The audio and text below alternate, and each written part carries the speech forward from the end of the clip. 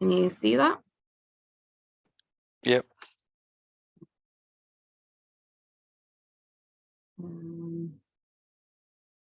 So hi everyone. So this is just going to be a general overview of the Erasmus Plus for schools, the benefits of mobility projects and the resources and next steps. We'll do a quick introduction before. So my name is Caroline. I've been working in Lergus in the school sector for nearly 7 months now, I think. And there is 3 people altogether in the school sector, and I'll hand over to my colleagues to introduce themselves. Yeah. Hi, my name's Dara. I've been in schools sector for about 2 years now, working with Caroline and Dee. Hi all, my name, I don't know actually a lot of you, but I know some of you, and my name is Deirdre, and I also work in the school sector along with Caroline and Dara. Right. And just before we get started, if there's any questions, you can pop them into the chat and Dee and Dara will be on hand to answer. So the new Erasmus Plus program started in 2021 and will run until 2027. It's all about enriching lives and opening minds. We've quite a large budget of 26.2 billion. And I think there's about 5 million for the school sector, and 70% of the budget goes towards mobility projects, which we will be focusing on today. So there's 4 key priorities that underpin the Erasmus Plus program. They're inclusion and diversity, so reaching out to all participants and fostering inclusive approaches for mobility and cooperation activities. Being green or more sustainable, digital, developing accessible and high quality digital learning and foster digital capacities, and active participation, enhancing participation in democratic life and civic engagement.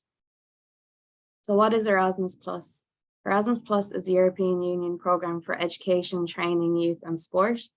The Erasmus Plus programme came to the end of its current programme cycle in 2020, and the successor programme commenced last year, will run to 2027 and aims to be more inclusive, accessible and sustainable.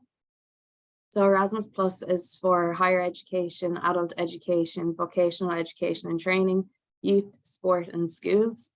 Lergus is responsible for all these sectors apart from the higher education sector, which falls under the Higher Education Authority.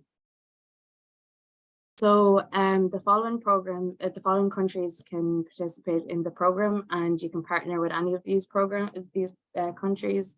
There's 27 EU member states, and there's also 6 additional ones. So Republic of North Macedonia, Serbia, Iceland, Liechtenstein, Norway, and Turkey. So the Erasmus objectives for mobility of learners and staff in school education are strengthening the European dimension of teaching and learning by promoting values of inclusion, diversity, tolerance, and democratic participation, promoting knowledge about shared European heritage and richness and diversity, supporting development of professional networks across Europe, increasing the quality of teaching and learning in schools education by supporting professional development of teachers, school leaders, and other school staff, promoting the use of new technologies and innovative teaching methods, improving language learning and language diversity in schools, supporting the sharing and transfer of best practices in teaching and school development, and contributing to the creation of the European education area by building capacity of schools to engage in cross-border exchanges and cooperation and carry out high-quality mobility projects, making learning mobility a realistic possibility for any pupil in school education, and fostering recognition of learning outcomes of pupils and staff in mobility periods abroad. So who are the eligible organisations? Any schools providing general education at pre-primary, primary or second level education, and early childhood sector is a new sector that we've taken on as well. And local and regional public authorities, coordination bodies and other organisations with a role in the field of school education. And if you have any questions on your eligibility, if you're not sure if you're eligible, you can get in touch with us or you can check out our Lergus website. So which activities can be organised? So there's staff and learner mobilities as well as other activities. So its staff include job shadowing, teaching assignments, and courses and training. Job shadowing runs from 2 to 60 days, teaching assignments from 2 to 365 days, and courses and training 2 to 30 days. Learners include group mobility of school pupils 2 to 30 days, short-term learning mobility of pupils 10 to 29 days, and long-term learning mobility of pupils 30 to 365 days. In addition to physical mobility, all pupil mobility activities can be blended with virtual activities. The minimum and maximum duration specified above apply to the physical mobility component. So the virtual activities came into play during the COVID pandemic, but we really encourage physical mobilities. Other activities include invited experts, hosting teachers and training, and preparatory visits. And just to note that applying for funding to send staff and learners abroad does not equal to a reciprocal school exchange, and each partner school applies separately. Sorry, I can't actually see what that. So the other activities are so invited experts. Organizations can invite teachers, trainers, teachers, policy experts, or other qualified professionals from abroad who can help improve the teaching, training, and learning at the receiving organization. Experts to provide training to staff, demonstrate new teaching methods, or help transfer good practices in organization and management. And just to note that the invited experts have to come from abroad as well. So hosting teachers and educators in training. Applicants can host teachers in training who want to spend a traineeship period abroad. Schools, those in training or recently graduated, and preparatory visits can set up prep visits to the hosting partner before the mobility takes place. Is a supporting arrangement to mobility of staff or learners, should aim to improve inclusiveness, scope, and quality of mobility activities. So for example, you start working with a new partner and better prepare for participants with fewer opportunities. So really the prep visits are just to get a feel of the place, make sure that you're prepared for your upcoming mobilities, and to look into the school that you're going to go to. So what is a mobility project? A mobility project will consist of the following 4 stages: planning, including defining the learning outcomes, activity formats, development of work program and schedule of activities, preparation, including practical arrangements, selection of participants, set up of agreements with partners and participants, linguistic intercultural learning and task-related preparation of participants before departure. So really all the logistics of your mobility project. Then the implementation of the mobility, and then the follow-up. So including the evaluation of the activities as well as the dissemination and use of the project outcomes. So how are you going to disseminate the information, and how are you going to promote Erasmus+. So we've included some case studies to help you get a feel of the different projects. So this one ran from 18 months to 18 months with a budget of 36,200, and it had staff and pupil mobility. So they decided to do both staff and pupil. And the team was developing new technologies and innovative teaching methods among our staff while increasing awareness on sustainability, especially in the area of fashion among our pupils. So this applicant is a small co-educational secondary school with 158 students and 30 staff, including 8 non-teaching staff with a strong cohort of international students. The key objective is to develop the use of more tools for learning while strengthening existing relationships with the European community and connect more learners using digital technologies. The proposal is a multi-flow request over an 18-month period for both continuous professional development for 9 staff via short courses in the areas of digital technology, inclusion, diversity, and environmental sustainability. So student mobility for 6 transition year students, of whom 3 require inclusion support, for a 10-day visit to an already sourced hosting Spanish school. Preparation includes a prep visit. The project design is well presented, and the student joint project on fashion sustainability, inclusion and diversity is a good feature of the mobility. So this project ran for 18 months, but as you can see there, the actual mobility was a 10-day visit, but the project began during the planning stages, so that's why it's 18 months long. So the next one is 11 months with a budget of 16,225 with staff mobilities and an invited guest.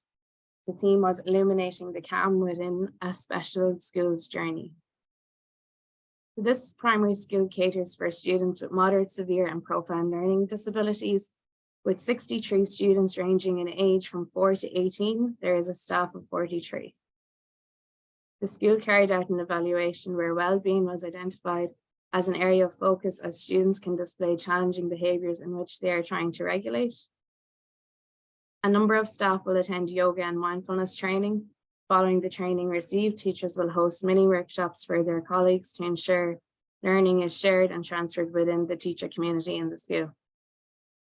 In addition to supporting staff to attend training courses in Spain, the applicant also intends to host an expert to provide training to teachers in yoga and/or mindfulness.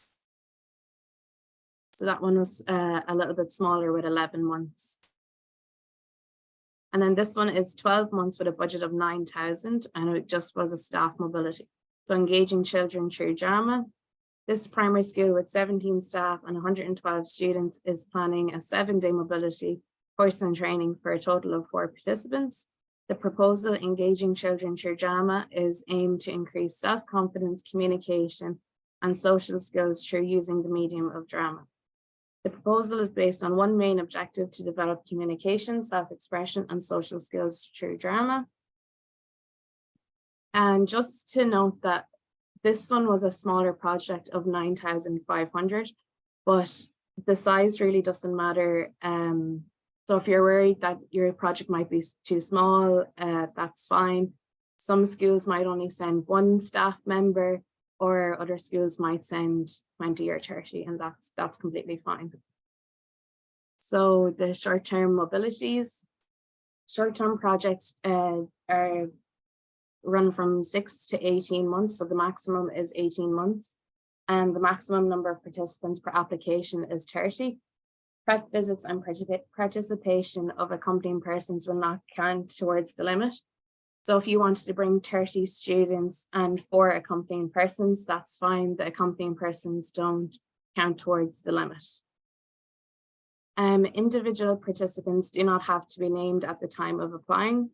Structured courses or training events do not have to be named specifically in the application. Only the theme of the course and country where you expect the course to take place. So by theme, we mean like well-being or digital literacy, whatever your theme is. And then there's budget headings such as travel, individual support, course fees, and organizational support. So just some things to note. We have links there to the program guide. You don't have to read the whole thing because it's quite a long document, but the school education sector starts on page 104, and we highly recommend reading this and referring back. We use it every day here, and we constantly refer back to it. And then the first thing you have to do in order to apply is to get your organization ID, so your OID. And we have a guide there to show you how to do it. It's quick and easy. There's only a few steps to it. And there's another link there to register for it. So the application deadline is the 4th of October at 11 a.m. for projects that start between the 1st of January and the 31st of May. And we will be having an application clinic on the 13th of September. And we'll be going through the whole application, and our colleagues in finance will be there as well to go through the budget section. And I think we're going to do a mock-up one as well, just to show you what we're looking for in the application. So where to find partners? eTwinning is the best website, the best platform to find partners. You can filter it by country or theme or when you want to go. We definitely recommend using it. And then for courses, we recommend the School Education Gateway. Same thing again, you can filter it by your theme or the country you want to go to. And we recommend using both of these. So if you need inspiration, you can look online on the project results platform. All past projects, or a lot of past projects are there, and you can see the results of their projects, how long they went for, all the information from other projects. And then we have the school impact of mobility projects. So that's an interesting report, just to see the effects of the mobility projects on different schools. And then there's a couple of videos there. They're only short little videos, and they're interesting to watch as well. And then you can refer back to our website or the program guide. So like I said, the first thing to do is to register for your organization ID. The link is there.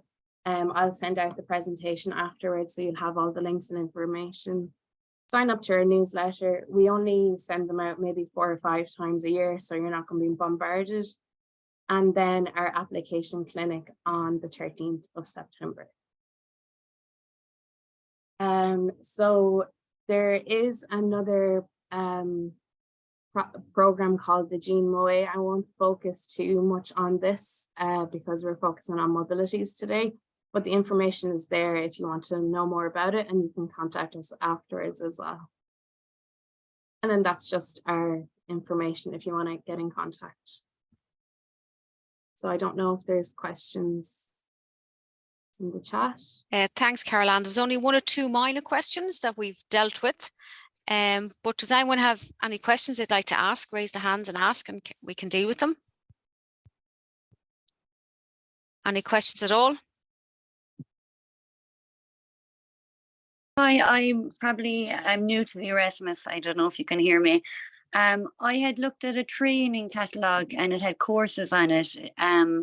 I'm not sure if that's the same thing as kind of twinning with schools.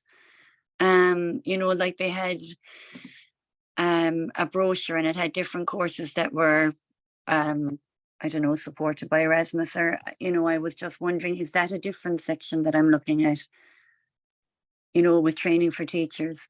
Lynn, by the sound of it, that's a mobility project that you can undertake with the Erasmus Plus programme. Yeah. So it's obviously a training course with a fee, I suspect, attached to it. So yes, you could look to apply for that under the programme. Now, the next deadline, as Caroline said, there was the 4th of October, when you can start your project next year. So from January the 1st up until the 31st of May. So I'm not too sure when you're hoping to do that course, but yes, that is absolutely fine, Lynn. That would be an Erasmus Plus project. And you just like when I emailed them, they said that you know it was fine because it was in the brochure. But when I emailed then they said no, that I had to double check. So I wasn't really sure what the catalogue was for. Then okay, the courses are not on that catalogue that you have online. I can't find it now. Okay. Well, basically, Lynn, just to be clear, you can pick any course that meets the objectives of your project. So for argument's sake, if you wanted to enhance your ICT skills with staff to be embedded in this classroom, you could apply under courses and training for that with the Erasmus. Now, we don't go looking at the course you apply for. The course is up to you to meet your aims and objectives. Now, we do mention the School Education Gateway to look for courses, but you could identify a course with another course provider, which is absolutely fine. So we wouldn't be vetoing courses. That's up to you to make sure the course you apply for meets your objectives of the project. Is that clear? Yeah, well, with this one, like it's Erasmus Learning Academy, I presumed it was linked to ye, but they're just calling themselves that. And that's correct. That's nothing to do with ye. No, but that is correct. It is a name of an organisation that does provide training. You're absolutely correct there. That's what's confusing me. So I thought they were linked, but you're saying I can apply for any training course. Correct. Okay, that's correct. It. I understand now. I just thought when it had the name, maybe that it was linked. Of course. Yeah, perfect. Thank you very much for that. Margaret, do you have a question? No, that was me. I'm Margaret. Oh, Margaret, sorry, beg your pardon. Sorry, yeah. I just had a question about the OID that somebody already asked, but Dara answered it there, did he? The idea, so it doesn't like, yeah, it's every school has its own OID, not different departments. Is that right? That's correct, Lynn. So every school would have an OID. So it's one application per deadline. So yes, you can use that OID. So it's one OID per school, correct? Thank you. Hi, this is Eileen here. I was similar to Margaret there. I was looking at applying for training for teachers in the wellbeing area. So my understanding then is that I would identify the course first myself, and it could be whatever training is out there, and then I would apply. I would find out obvious estimate of what it's going to cost, and then I make an application to Erasmus. Is that how it works for the funding? Yeah, it could work that way, Eileen, or it could also work the other way around. So there's an awful lot of flexibility in the program where you've already identified the area of wellbeing that you want to enhance. So yes, we would say at an application clinic, do a bit of research. You may see an ideal course out there, the types of aims, objectives. But you could also do it the other way around, that you want to enhance well-being, and you can apply, and then you could look for a suitable course. We'd say do it hand in hand. Okay. So the area you want to identify, there's a number of platforms. So you could actually have a course selected and then actually get the funding, realize actually I found a better course, which is absolutely fine. There is the flexibility there, Eileen. So you can do it either our way or together as such. And then you would have to do that course between January and May of next year, 2024? No, it's the starting date for the project is between the 1st of January and the 31st of May next year. So for argument's sake, Eileen, you could start your project on the 1st of May with a bit of preparation before you go away, and you could maybe do the training course in June or July. Okay. Start the project. So as Caroline would have said, there's a number of elements to a project. There's the preparation phase, which is before you undertake your mobility. There's the implementation phase, and then the follow-up activities afterwards, so sharing the learning with the school community. So you start the project between the 1st of January and the 31st of May. But you could have the mobility next summer as such, Eileen. Or you could start the 1st of February and do it during the Easter holidays. Again, it's up to each school to look at the timing. Exactly, yeah. And there's no other school involved in that. Would be just training. Training is just for this, there's no... It depends on what you want to do, Eileen. So if it's a training course overseas, you want to bring 3 staff, you'd apply for that. Yes, that's something like that. Yeah. So you'd explain your objectives and the need, why you want, how many staff going and things like that, Eileen, in the application. Absolutely. But it's a good time to be looking at these for the deadline in October. It's a good time now to be looking at your needs. Great, thank you. I think Emma had her hand up there. Yeah, thanks so much. I just wanted to ask, if somebody was going to make an application for accreditation on the 19th of October, would you recommend that if they had planned a mobility program for next year, in May of next year, that they proceeded to make an application on the 4th of October for that mobility, or would they have heard about the accreditation in time for May of next year? I would suggest, if you want to do a short-term project next May, go for it, and then go for the accreditation 19th of October, because your activity dates can't start until from the 1st of June. Does that make sense, Emma? So if we did get accreditation, I wouldn't have funding until the 1st of June next year. You can't start any activities until the 1st of June. So if you want something in between that, you could do both. Correct, Emma? Yes. Yeah, and thanks so much, guys. We're just back from a trip, and I actually can't put it into words. So truthfully, what it's offered our students and our schools. That's brilliant. So, we're delighted. Yeah, unbelievable. The feedback from parents, students has been absolutely incredible, and we're so positive about all of this. Well, Emma, thank you for saying that, because there's a lot of people here I don't know, so I'm assuming the newcomers to the program. So it's always good to hear that. I'm excited for them, what they're about to find out. I knew it would be good. I've said to my colleagues, I didn't know it would be this good for my students, and it's hard to capture it even in the survey results coming back in. But the word confidence is repeated over and over again for young people, and just the language skills, and it's just impossible to capture it, to be truthful. So absolute delight. It's worth every part of it. And thanks so much for all the support to date from all of you. Not at all, Emma. Thank you for that. And I think Caroline, guys, mentioned the impact report in that presentation. And that is it's examples of projects that have taken place over the years So it is well worth having a read. But Emma, thank you for that. Thank you so much. Margaret, you have a question?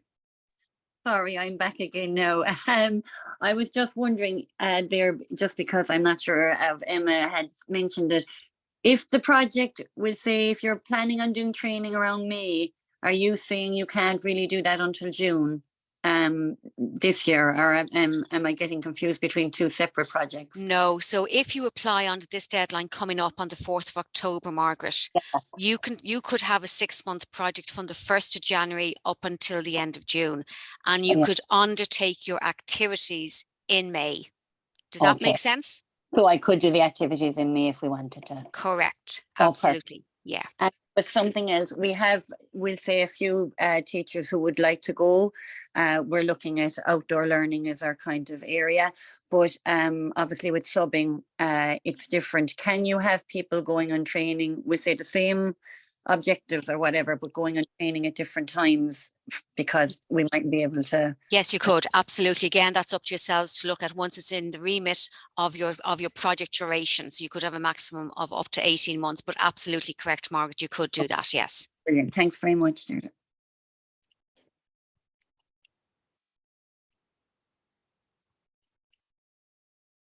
Not too sure if there's any other questions, or if people will be happy. Caroline has put the contact details in the back of the PowerPoint presentation. If there's no other questions, we can end it.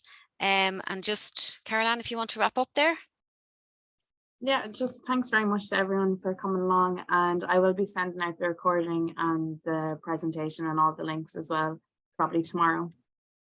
Yeah. So if Dara, you want to stop recording? Yeah, thanks.